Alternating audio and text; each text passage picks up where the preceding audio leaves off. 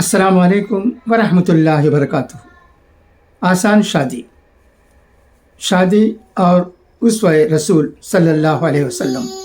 احادیث میں سرور دو عالم نے اس امت کو ہدایت اور رہنمائی دی ہے کہ شادیاں ہلکی پھلکی اور کم خرچ ہوا کریں، اور بشارت سنائی گئی ہے کہ اگر ایسا کریں گے تو اللہ تبارک و تعالیٰ کی طرف سے شادیوں میں اور ان کے نتیجوں میں بڑی برکتیں ہوں گی۔